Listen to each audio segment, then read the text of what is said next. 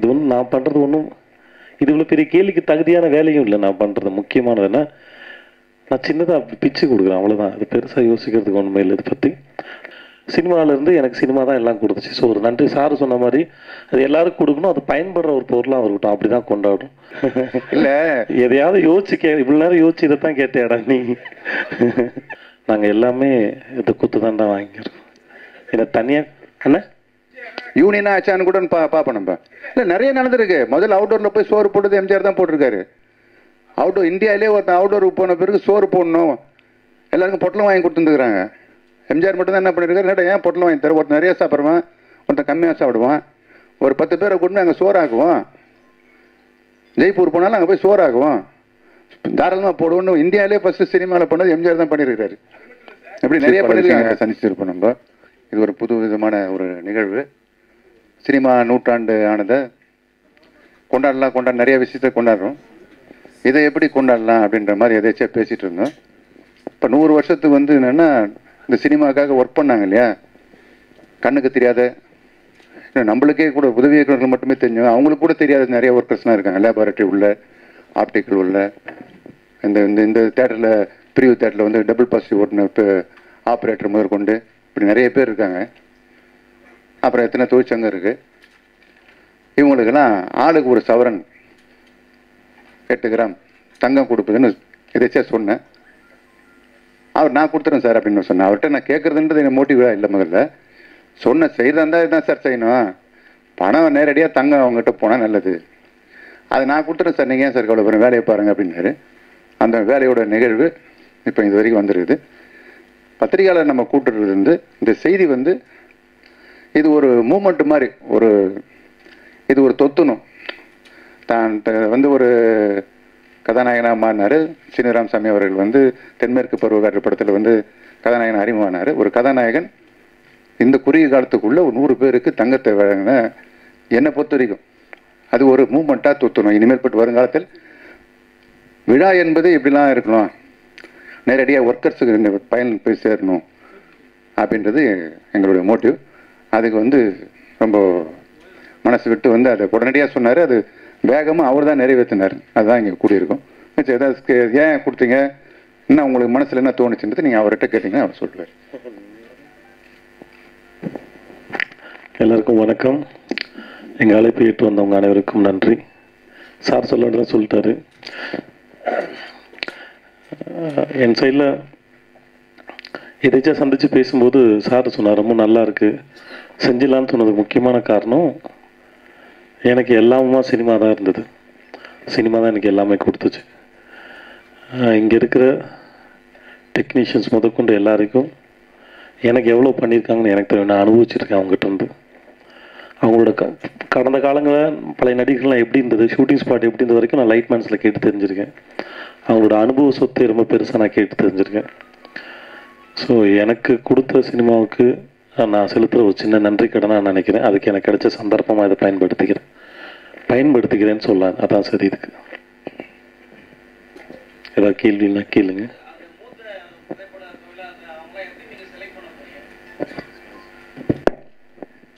இல்லை, எல்லா தொழிற்சங்கத்துக்கும் வந்து ஒரு கடிதம் அனுப்புகிறோம் நாளை காலையில்.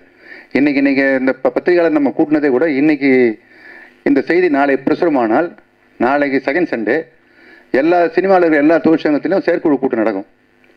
அந்த செயற்குழு கூட்டத்தில் வந்து எங்களுடைய டீம் வந்து போய் அவங்ககிட்ட ஒரு கடிதம் கொடுப்போம். மூத்த 3 உறுப்பினர்களை செலக்ட் பண்ணி அவங்ககிட்ட எல்லாமே ரெக்கார்டோடு இருக்குவாங்க. ஏன்னா அவங்க வந்து அந்த 3 மூத்த உறுப்பினர் அவங்க தான் செலக்ட் பண்ணி கொடுக்குறாங்க, நம்ம செலக்ட் பண்ண முடியாது.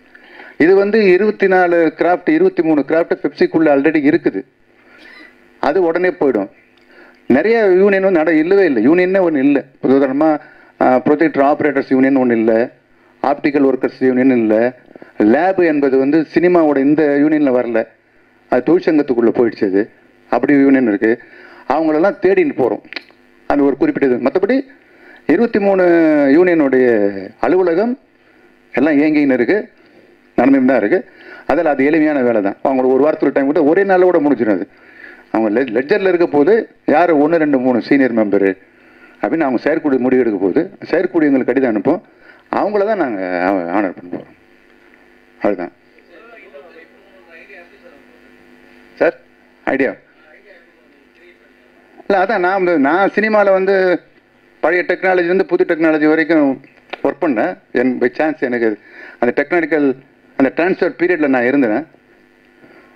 அப்போது ஃபிலிம்னு ஒன்று 100 வருஷம் தான் நடந்திருக்குன்னா முக்கியமாக எப்படி அச்சு கோத்துருந்தவங்க இல்லை தலைகீழாக இருக்கும் எழுத்து அதை வச்சு அச்சு கோத்துருந்தாங்க.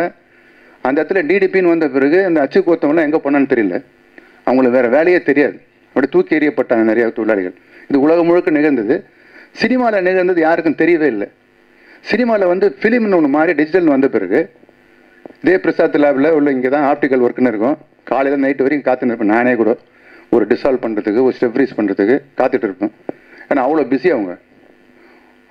ஒரு ஷார்ட் பண்ணி கொடுத்தா அவங்களுக்கு பணம் எவ்வளோலாம் தரேன்னு கேட்பாங்க பெரிய பெரிய ப்ரொடியூசர்லாம். அவங்களாம் இப்போ இல்லை. அவங்களாம் எங்கன்னே தெரியல. இப்போ எனக்கே அட்ரஸ் தெரியல. அவங்களாம் தேடி போனேன். அதை போல் ஃபிலிமில் ஒர்க் பண்ண கேமரா அசிஸ்டன்ஸு கேமரா டெக்னீஷியன்ஸு லேபில் வந்து இவ்வளோ நெகட்டிவ். உலகத்திலே 2வது மிகப்பெரிய நாடு இந்தியா தான் ஃபிலிமை யூஸ் பண்ணது ஹாலிவுட்டுக்கு பிறகு. அப்போனா எத்தனை லட்சக்கணக்கான அடி நெகட்டிவ் டெவலப் பண்ணவங்க, எவ்வளோ லட்சக்கணக்கான அடி பாசிட்டிவ். ஒரு படம்னா இப்போ வந்து 500 பிரிண்ட் போடுறோம். இப்போ 500 பிரிண்ட்னா எத்தனை ஆயிரம் அடி 13,000 அடி ஒரு பிரிண்ட்டு கணக்கு எடுத்தாலும் 500 பிரிண்ட்டு டெவலப் பண்ணி பிரிண்ட் போட்டுருக்கோன்னா எவ்வளோ பிஸியாக வேலை செஞ்சுருப்பாங்க. அவங்களாம் எங்கன்னே தெரியல. அவங்களாம் காணா போயிட்டாங்க. இருக்கிறாங்க. அவங்கள தேடி போகிற பயணம் மாதிரி தான் இது. அவங்கள தேடி நம்ம ஒரு கெட்டுக்கு எதிராகும் ஒரு நாளாவது அவங்க மறுபடியும் சந்திப்பதற்கான வாய்ப்பே இருக்காது. அந்த டெக்னீஷியன் ஒவ்வொருத்தரும் அது சந்திப்பதற்கான வாய்ப்பை ஏற்படுத்தணும்னு நினச்சோம். அதை தங்கத்தின் மூலமாக சந்திப்போமே, ஒரு பயனுள்ள பொருள் மூலியமா சந்திப்போம். தங்க மெடல்னு சொன்னாலும் அவர் சொன்னது என்னென்னா, விஜய் சேதுபதி சார் என்ன பண்ணுறாரு, 100 குடும்பத்துக்கு ஆளுக்கு ஒரு வீட்டுக்கு ஒரு சவரன் தங்கம் கொடுக்குறாரு. தங்க மெடல் கொடுக்குறாரு, பத்திரமா வச்சுங்க, ஃப்ரேம் போட்டு வச்சுங்க, அப்படி இல்லை. அவர் தங்கம் கொடுக்குறாரு, அவ்வளோதான். பயன்பாட்டுக்கு தான் கொடுக்குறாரு.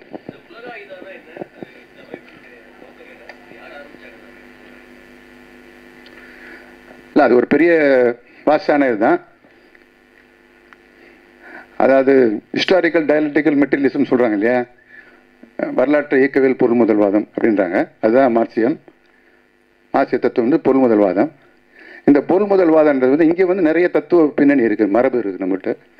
ஜெயினம், பௌத்தம், சாக்கியம், மீமாம்சம்னு சொல்கிறாங்க, சைவ சித்தாந்தம், லோகாயுதம், அப்படி நிறைய ஃபிலாசபி இருக்குது. இந்த லோகாயுதம்ன்றது வந்து உலகாயுதம் தமிழில் சொல்லப்படும் வார்த்தை. அது பொருள் முதல்வாத கொள்கை. அது இந்தியாவின் மிகப்பெரிய ஒரு கொள்கை.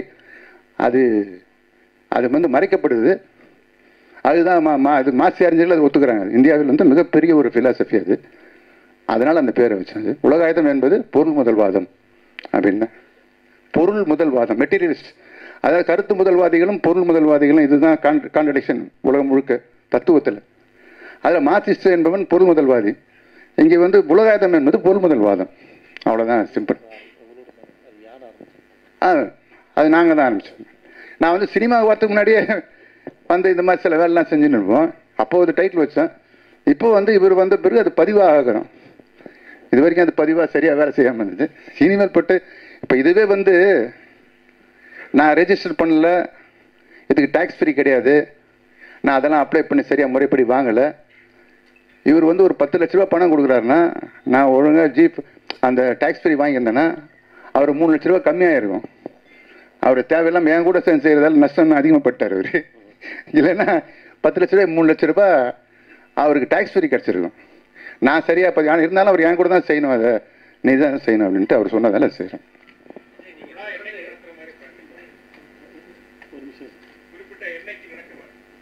மே 1 உழைப்பாளர் தினம் அன்னைக்கு பண்ண போகிறோம் சார்.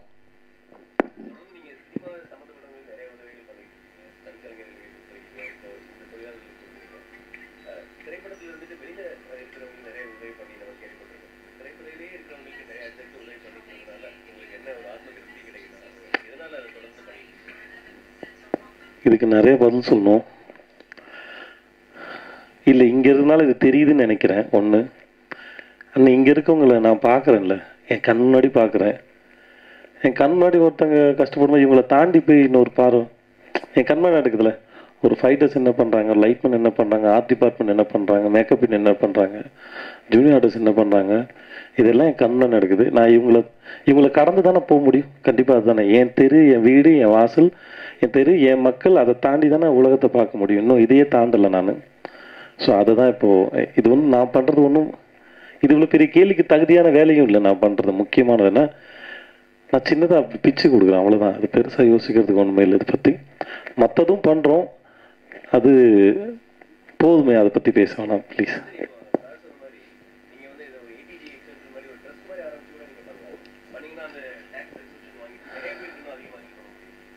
அது கரெக்டாக தெரியல, பட் ஆனால் இது மே 1 ஃபிக்ஸ் பண்ணிட்டோம் ஒரு வேலை.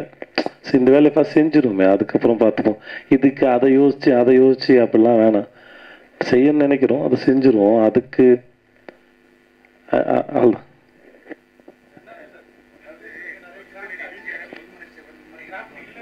ஒரு நிமிஷம் சார்.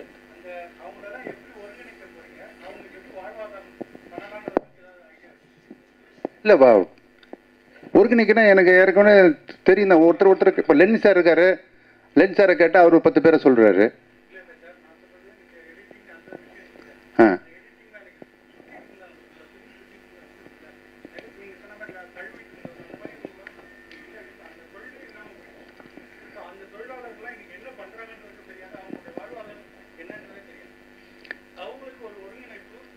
அதான் நீங்கள் லெனின் சார்னு சொன்னோம்னா எடிட்டராக தான் நான் நினச்சிருங்க. நீங்கள் ஒரு எடிட்டர் டேபிளில் சம்மந்தப்பட்டு தான் ஆப்டிக்கல் டெக்னீஷியன் இருப்பான். அங்கே இருந்தால் லேபுக்கு போக வேண்டியது இருக்கும். அதனால் அந்த ஒரு சென்டரில் இருந்து அநேகமாக நம்ம வந்து எடிட்டிங் டேபிள்லேருந்து போனோம்னாலே, இப்போ லேபார்ட்ரி உள்ளே இருந்தவன், ஆப்டிக்கல் பண்ணிட்டு இருந்தவன், எடிட்டிங் ரூம்லேருந்து அது போகும். அப்படி ஒவ்வொருத்தராக தேடணும். அது யார் கிடைக்கிறாங்களோ அவ்வளோ பேரை தேடணும்.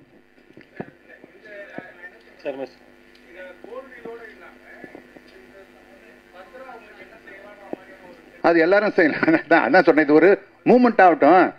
அவரை வந்து இது தொடக்கம் தான் சார் ஆக்சுவலாக வந்து. ஏன்னா அது இயலாத காரியம், அது இயலாது. அப்படி போனால் எல்லாருடைய கதவையும் தட்ட முடியாது. ஆனால் இது ஒரு தொடக்கமாக இருக்கட்டும். இது முதல்ல எந்த பக்கத்தில் வருதுன்னா, எங்களோட நன்றி கடனாக இது பார்க்குறோம். முதல்ல 100 வருஷத்தை கொண்டாடுறதுனா எப்படி கொண்டாடுறதுன்னு ஒன்று இருக்குது.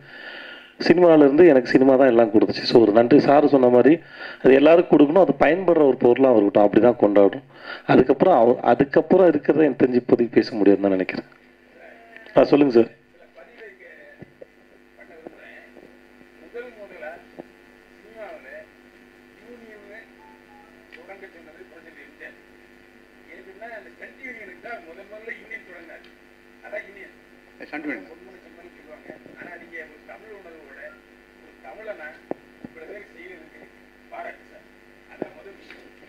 நன்றி.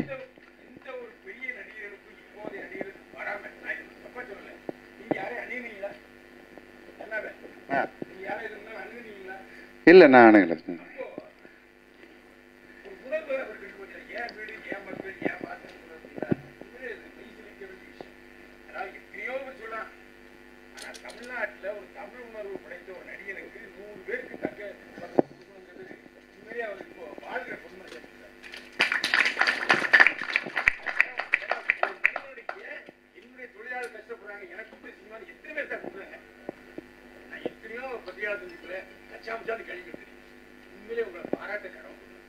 நன்றிண்ணா, நன்றிண்ணா, நன்றிண்ணா, நன்றிண்ணா.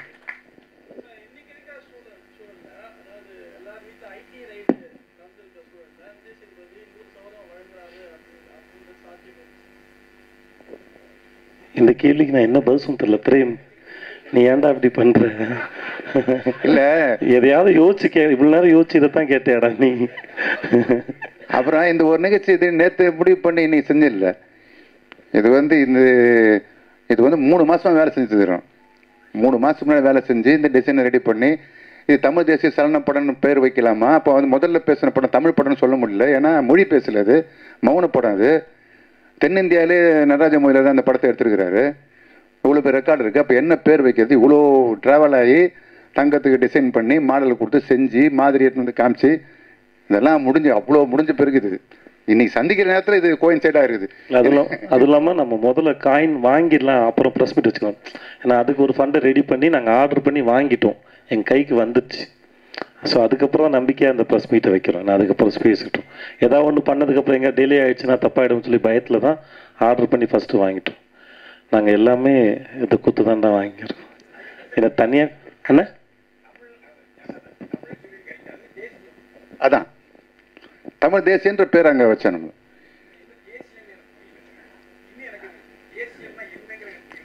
அதுதான் வேற இடத்துல பேசுவோம். நம்ம திருப்பி ஒண்ணா அதில் ரெண்டே நிறைய இல்லை எல்லாத்துல மேலேயும் கருத்துக்கள் ஒரு பொண்ணு வைக்கும் போது தமிழ் சினிமான்னு சொல்லிட்டு இருந்தது தவறாக இருந்தது. தமிழ் சினிமான்னு ஒன்றும் இல்லை, தமிழ் ஃபிலிம் அப்படின்னு சொல்கிறது ஃபிலிம்ன்ற வார்த்தையே தவறான வார்த்தை. மோஷன் பிக்சர்ஸ் தான் அது. ஃபிலிம்ன்றது ஒரு பொருள், அது படம் இல்லை, அது ஒரு பொருள், மெட்டீரியல் அது. அப்போ மோஷன் பிக்சர்ஸ் தான் கரெக்டான வேர்டு. அப்போ மோஷன் பிக்சருக்கு தமிழுக்கு மொழி மாற்றுன்னு பார்த்தா சலன படம் தான் அது. இப்படி ஒவ்வொன்றுத்துக்கும் ஒரு சில வார்த்தைகளை நம்ம அறிமுகப்படுத்த வேண்டியதாக இருக்குது. இவ்வளோ காலம் நம்ம சினிமா ஃபிலிம்னே பேசின்னு இருக்கிறோம். இப்போ கூட ஃபிலிம் சொசைட்டி தான் வச்சுருக்கிறோம், ஃபிலிம் கவுன்சில் வைக்கிறோம். ஃபிலிம் என்பது மெட்டீரியல் தான். ஹாலிவுட்டில் எல்லா இடத்துலையும் மோஷன் பிக்சர்ஸ் தான் வைக்கிறேன். அதை ஒன்று செய்யும் போது அது உள்ள சிலது வருது, சிலது வந்து திருப்பி நான் வந்து ஆழமாக பேசுவேன். நம்ம திருப்பி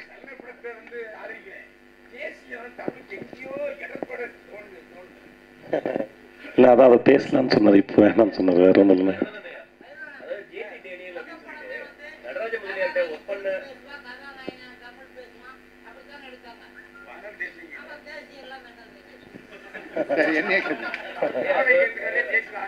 ஜேசி டேனியல்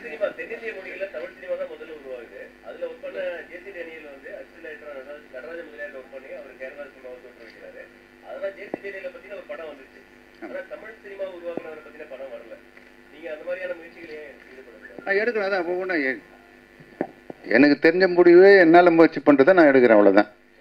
நான் வந்து சினிமா பாரம்பரியத்திலேருந்து வந்த ஆள் கிடையாது. நான் அசிஸ்டண்ட்டாக இருக்கும்போது எங்கள் அம்மாக்கே தெரியாது நான் சினிமாவில் அசிஸ்டண்ட்டாக இருக்கிறேன்னு. நான் ஒரு 2 படம் ஒர்க் பண்ண பிறகு தான் எங்கள் அம்மாக்கே தெரியும் நான் சினிமா உள்ளே போயிட்டு வரேன். அசிஸ்டண்ட்னா என்னன்னு கூட அவங்களுக்கு தெரியாது. நான் நடுவில் வந்த ஆள். இதுக்கப்புறம் ஒருவேளை ஜேசி டேனியல் படம் வந்து சொன்ன மாதிரி செல்லுலாய்டு பெரிய முக்கியமான படமாக தான் இருந்தது. இல்லை நிறைய பதிவு சொல்ல வேண்டியது இருக்குது. ஆக்சுவலாக இங்கே வந்து நடராஜ முதலியார் ரொம்ப லேட்டாக தான் இறந்துருக்காரு.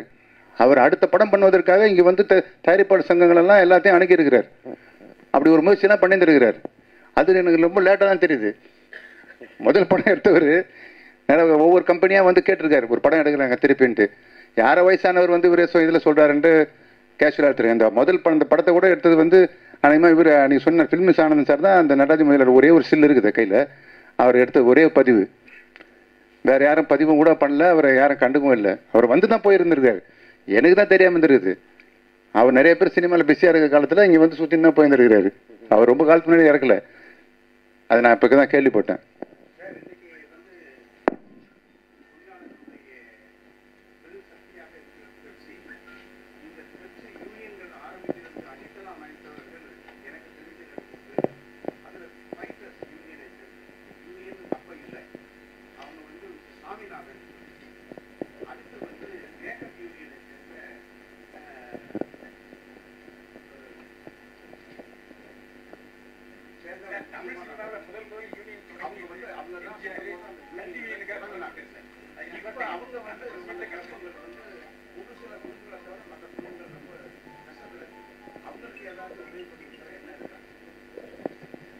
இல்லை இது வந்து நாங்கள் வந்து இப்போ எனக்கு கிடைச்ச தகவல் படி எல்லா இதுபடி இங்கே முதல்ல சங்கம் வந்து ஆரம்பிப்பதற்கான வாய்ப்பு இருந்தது மியூசிக் யூனியனில்.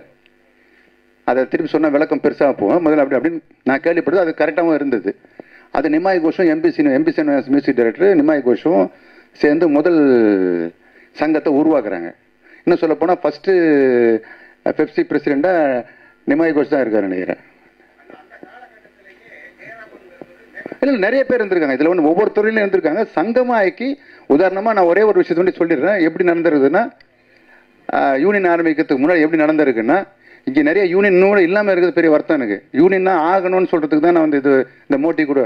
நீங்கள் யூனியன் ஆனால் தான் என்னால் கண்டுபிடிக்க முடியும். இப்போ எப்படி தேர்றதுன்னா, நீங்கள் சொன்ன மாதிரி நீ யூனியன் ஆகுன்னு சொல்கிறேன். எப்படின்னா, முன்னாடி வந்து தபலா ஆட்சி முடிச்சுட்டு மறுநாள் ப்ரொடியூசர் வீட்டில் போய் உட்காந்துருக்கணுமா, தபலாவுக்கு துட்டு கேட்டு. வயலின் வாய்ச்சோம்னா போய் துட்டு கேட்கணும். போய் அப்புறம் பார்த்துக்கலாம். வயலினை பற்றி அவருக்கு தெரியாது. 4 நாள் கழிச்சு துட்டு தருவார். அவர் 100 ரூபாய் கேட்டால் 80 ரூபாய் தருவார். இப்படி இருந்த சூழ்நிலையில் எம்பி சீனிவாசன் நிமாய் கோஷ் பண்ணுறவரெலாம் பண்ணியிருக்காங்க. ரெக்கார்டிங் தேட்டருக்குள்ள நீங்கள் வந்து பணம் கொடுக்காம வாசித்து ரெக்கார்டிங் பண்ணி முடிச்சிருங்க. முடிச்சுட்டு மெட்டீரியல் வெளியே போகணும்ல, பணம் கட்டினா தான் மெட்டீரியல் வெளியே போகும்ன்ற பிளாக்கேஜ் அங்கே உருவாக்கியிருக்காங்க. அதான் ஃபஸ்ட்டு யூனியன் ஆக்டிவாக சக்ஸஸ்ஃபுல் ஆக்டிவ் ஆகிடுச்சு. இப்போ அந்த யூனியனை காண போச்சுன்னா இப்போ டாய்லெட்டில் உட்காந்து கூட ரெக்கார்டிங் பண்ணிட்டு இருக்கிறாங்க. எங்கே மியூசிக் நடக்குதுன்னே தெரியல. எல்லாம் கீபோர்டில் நடக்குது. அதில் எல்லா வித்வானுங்களும் காண போயிட்டாங்க. இப்போ நிறைய வயலின்ஸ்லாம் இல்லை. இப்போ நீங்கள் நிறைய சோகம் சார், நிறைய பழைய மிகப்பெரிய வித்வானுங்கள்லாம் இல்லை. லைவ் ரெக்கார்டிங்கே இல்லாமல் போச்சு. பாம்பேல மட்டும் கொஞ்சம் நடந்துனுக்குது. இதனோட எஃபெக்ட் வந்து பலது நினச்சி எல்லாம் கீபோர்டில் வந்துடுச்சு. அதெல்லாம் ஆன்லைனில் இதுலேயே பண்ணிட்டுருக்காங்க. அப்போது யூனியன் வந்து ஃபஸ்ட்டு ஸ்டார்ட் ஆனது நிமாய் கோஷும் எம்பி சீனிவாசன் அதுக்கு முன்முயற்சி எடுத்ததா ஒரு தகவல். மற்றபடி நிறைய பேர் முயற்சி செஞ்சுருந்துருக்காங்க. உள்ள லால்னு ஒருத்தர் ஒர்க் பண்ணியிருக்காரு, நிறைய பேர் ஒர்க் பண்ணியிருக்காங்க. அதில் இதுதான் எனக்கு கிடைச்ச தகவல் படி. வேறு தகவல் எனக்கு கொடுத்தீங்கன்னா கூட எனக்கு என்ன, இப்போ நிமாய் கோஷுக்கு எனக்கு என்ன, எனக்கு ஒரு மேட்ரு இல்லையே. அவங்கள யார் நான் பார்த்த கூட இல்லையே.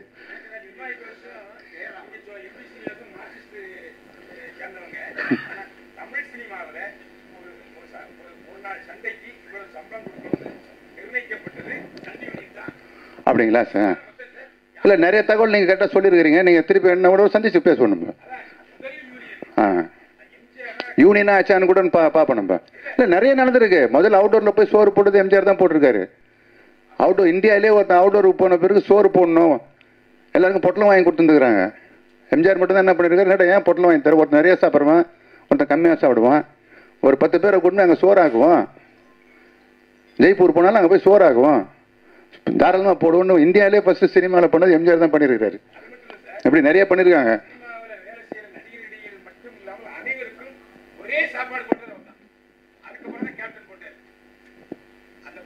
அது நிறைய பேசுவோம், நிறைய இருக்கு சார். அதை நான் விசாரிச்சுறேன் சார். அது அதனால கூட கேட்டு பாருங்க. இல்லை, நீங்கள் சீனியர், உங்களுக்கு தெரிஞ்சிருக்கோம் சார். ஓகே.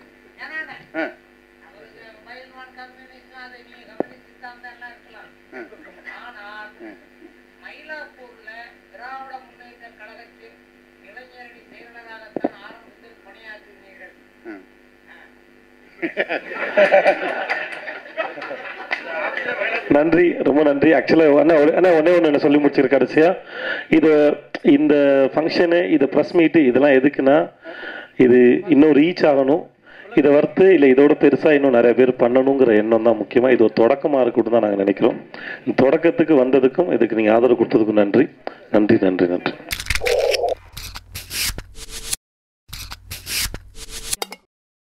இந்த பைரசி திருட்டு வீடியோ வேண்டாம். எனக்கு தெரிஞ்சு திருட்டு விசிடினால பாதிப்புங்கிறது 10% தான். நம்ம நல்ல படம் எடுக்கணுங்கிறது தான் ரொம்ப முக்கியம்.